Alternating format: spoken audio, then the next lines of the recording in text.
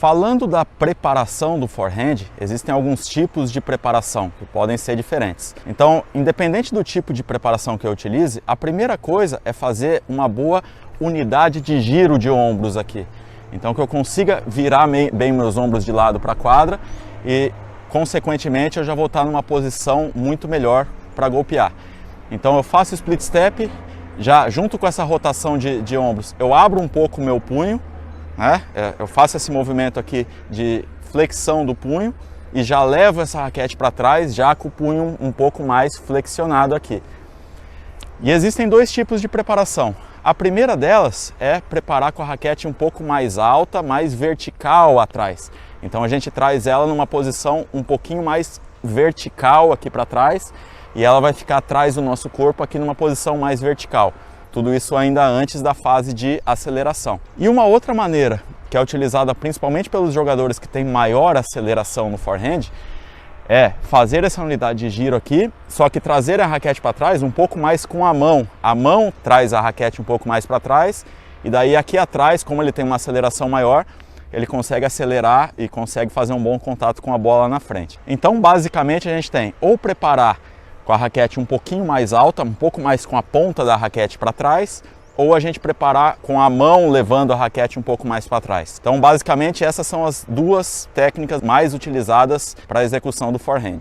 Depois que eu preparo a minha raquete atrás, seja com a ponta da raquete ou seja com a mão aqui para trás, eu preciso fazer um looping aqui, deixar a cabeça da raquete cair um pouquinho, para que eu consiga entrar nessa bola de baixo para cima, para que eu consiga o topspin. E existem duas maneiras de fazer isso.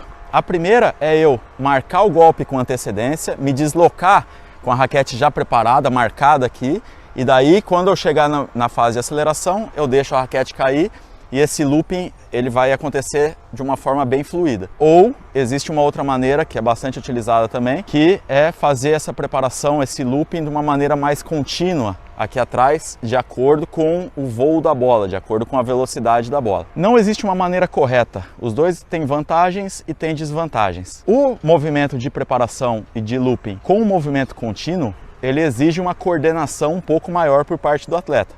Então ele tem que conseguir coordenar muito bem todos os movimentos para que ele faça um movimento contínuo e no tempo certo para ele fazer um bom contato com a bola. Já o movimento, quando a gente marca esse forehand aqui com antecedência e se move com ele preparado, a vantagem é que a gente já vai estar preparado. Então mesmo se a gente receber uma bola um pouco mais rápida, a gente já vai estar pronto para essa fase de aceleração. O que pode não acontecer quando eu faço essa preparação mais contínua. Então muitas vezes se eu demorar para fazer essa preparação, a bola vem muito rápida, eu não consigo fazer o movimento completo de forehand atrás. Então preferencialmente eu prefiro que os meus atletas marquem os golpes antes. Isso vai fazer com que eles já estejam mais preparados para a execução do forehand. Então eu armo, me desloco, me ajusto e daí sim eu efetuo esse forehand na sequência.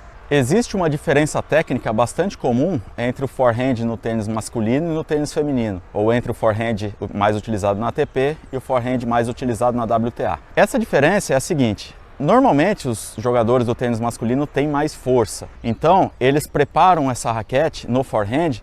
Se a gente traçar uma linha perpendicular à linha do fundo aqui, tá? Como se eu estivesse marcando essa linha aqui no centro da quadra e ela seguisse para trás, todo o movimento de preparação de forehand do tênis masculino acontece aqui na minha parte exterior do corpo, aqui à minha direita.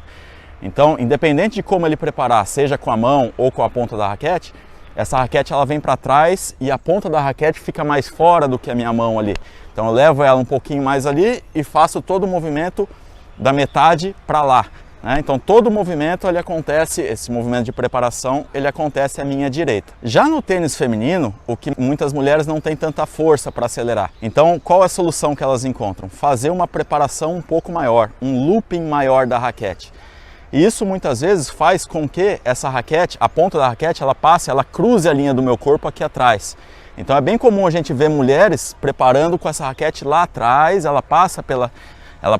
raquete aparece aqui na minha esquerda, e daí sim elas têm um movimento, um maior espaço para acelerar, e assim elas conseguem um pouco mais de potência na hora de efetuar o forehand. Como regra geral, é mais preferível que os atletas preparem do lado direito do corpo aqui, na parte exterior do corpo, porque fica muito mais fácil acertar o timing da bola. Quando eu faço um movimento muito amplo, fica um pouquinho mais difícil. E existem algumas mulheres que preparam também do lado exterior. Não é tão comum, a maioria prepara cruzando essa raquete um pouco atrás, a ponta da raquete um pouco atrás aqui, mas existem mulheres também que têm uma técnica mais parecida com o tênis masculino. E normalmente essas mulheres também têm um excelente forehand.